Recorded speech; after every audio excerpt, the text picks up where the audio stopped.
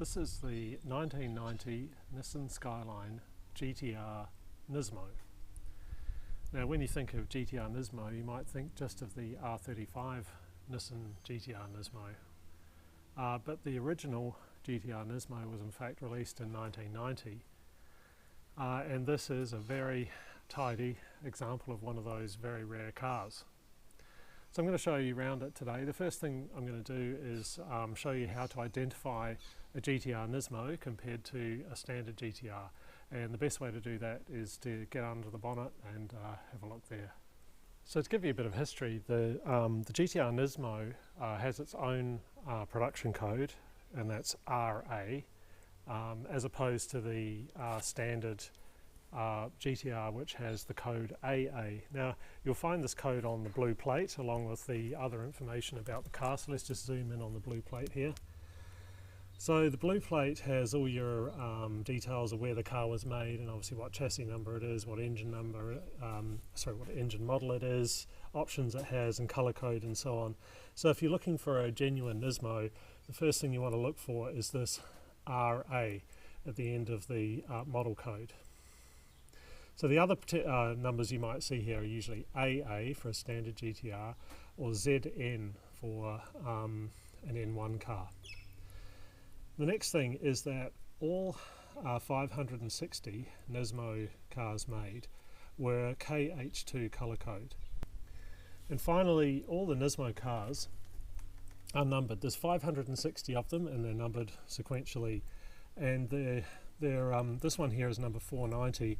The Nismo codes will start being R32, like any other code, but then the next digit will be 1, as opposed to 0 for the normal cars. So that's a 1, and then 00, and then the build number of the Nismo, this one being 490 out of 560. So just some interesting facts about the Nismo. It was introduced on the 22nd of February 1990, and it was a premium over a standard GT-R of 235,500 yen. The intention of the GT-R Nismo was to homologate a number of aero and mechanical parts that were required for Group A racing. So to do that, the manufacturer under Group A rules could produce what's called an Evolution Special, which is like a short production run of cars that have those extra parts. And as long as you produce 500 of these cars, then you could use those extra parts in your racing. So that's the intention of the Nismo car. In some ways, it's probably the most important of the R32 GT-Rs because of that. Because it is a homologation special for Group A, and because of the fantastic history of the R32 car in Group A. They're very, very rare now, the Nismo. It took me a long time to find this one, and thanks go out to Iron Chef Imports for finding this car at auction this year and importing it for me. They made the whole process really easy. So what we'll do now is we'll just go around the car and pick out the unique features of the Nismo. And starting at the back, the Nismo was the first to introduce this boot lip spoiler, and you can tell a genuine one because it's got a slightly spongy feel to it, and that was just to produce more downforce. Nismo cars from the factory came with this Nismo sticker. Coming around to the side, the Nismo has this rear spat here, which is just to direct air away from the rear arches. And again, you can tell a genuine one because they've got a slightly spongy feel. You can buy aftermarket versions of these, of course, in fiberglass or carbon fiber, but the originals have that kind of slightly spongy feel. The standard car weighed 1430 kilos, but the Nismo weighed 1400. Not a huge difference, but important all the same. Every kilo is worth it. Coming around to the front is where there's some more significant changes. The Nismo introduced these ducts here to improve or increase the amount of air going onto the intercooler. It also deleted the honeycomb mesh that usually goes over the intercooler. The other thing they did is introduce this lip spoiler onto the bonnet, and again that was to direct more air for cooling into the engine. And you'll see these parts on the V-Specs and some of the later model cars. These bumper cutouts are not unique to the Nismo. They were also on a lot of the later model cars. In fact, all of the Series 3 I think had these cutouts, but they were introduced for the first time by the Nismo. The Nismo also is unique, well, Nismo cars and N1 cars, in that it has no rear wiper. So this was removed. It's not required for racing, and it just added weight, so they removed this. So only the Nismo cars and the N1 cars, so in total about 700, 800 cars out of the entire production run of R32 GT-Rs have no rear wiper. So moving on to the interior, there's only a few differences with the Nismo. One is that there's no control for the rear wiper, of course, and there's also no radio controls because the radio in the Nismo was optional. Other than that, the interior is the same as a normal Series 1.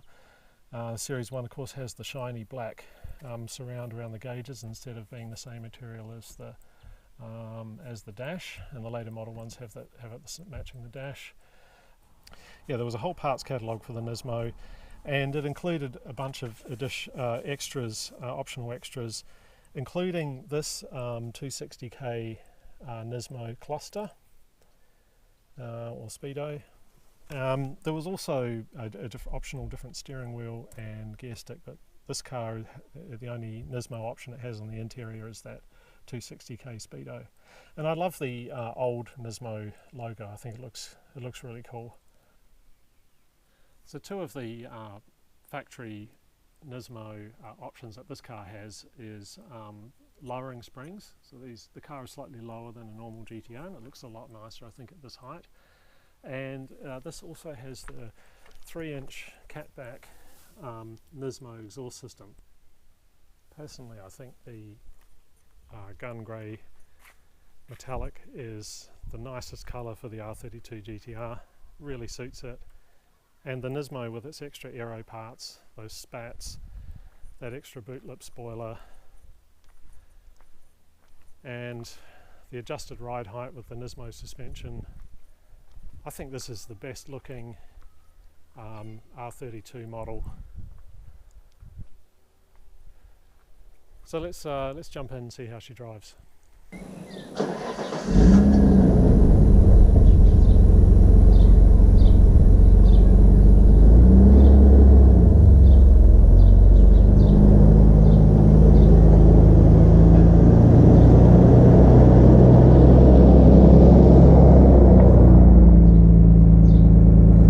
Setting off in the original Nissan Skyline GT-R Nismo.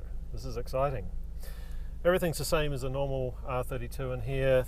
You've got your bucket seats, which are racing style and lightweight, pretty basic. Hold you really well for the road. Probably on the track there wouldn't be enough, but the road they're really good. You've only got basic back and forward adjustment on the seat, and then the rake adjustment is with this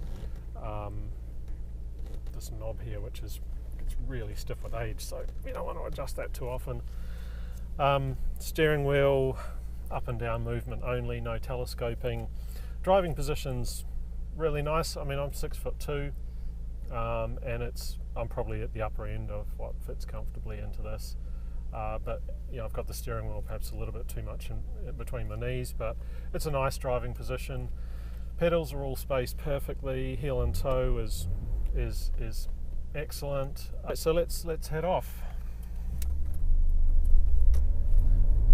This is the only R32 GT-R that I've driven that is completely factory standard. The only option that this car, only change this car's got, is from the Nismo catalogue, which was that 3-inch exhaust. But that was fitted at factory, and same with the suspension. It's got the lowering springs, but again that was done as a factory option as well. So this car is basically as it drove off the dealer floor. And I guess first thing you notice is how quiet it is. The exhaust, there's a little bit of a burble from that 3-inch exhaust, but not a lot. It's generally very quiet in here. The suspension is a little bit stiff. you know, it's perfectly comfortable on most roads, and here I'm on some country roads which aren't the best, but it's doing really well.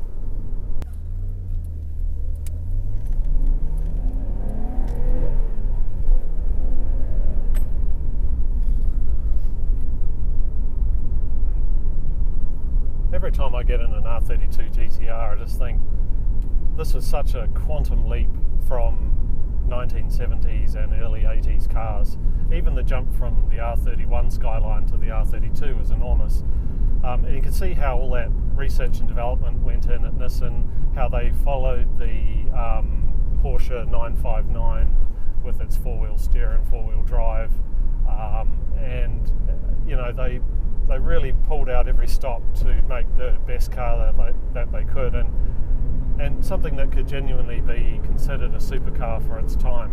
And they absolutely achieved that. This car is amazing. Like, the car does handle absolutely lovely. The steering on these is beautifully weighted, very communicative. It's as good as anything you can buy today. Performance is interesting in these. You've got a relatively short stroke motor with a twin turbo master slave type of configuration, but you've got 1980s electronics and 1980s turbocharger technology. So compared to a modern turbo car, which seems to make so much torque down low, and I assume that's from just much more sophisticated engine management, being able to produce and manage higher levels of boost throughout the rev range without detonation. Back in the 80s, it was a lot more simple. So you've got a motor that feels okay, but then it comes on with a bit of a rush of power from about 4,000 RPM. But for a car designed in the 1980s, a red line at 8,000 RPM is pretty impressive even by today's standards.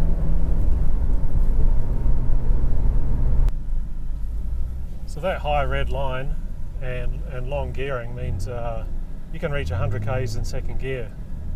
Here we go.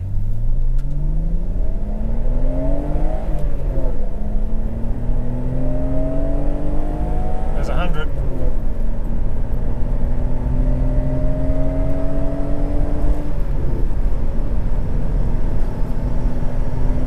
There's the traditional 100.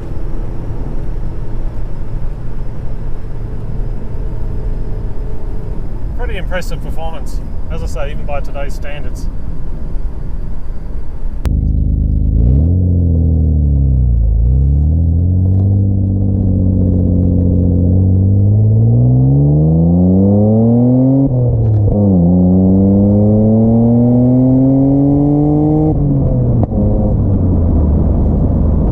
So that's it from the R32 Nissan Skyline GT-R Nismo, a car that you might not have known even existed, but now you do. And what an amazing car, what an amazing example this one is.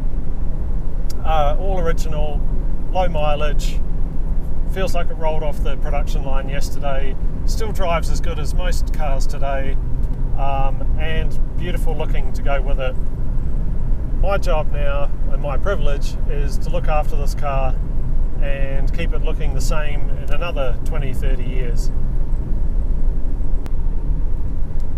So I hope you enjoyed this video. Please hit the subscribe button and stay tuned for more videos.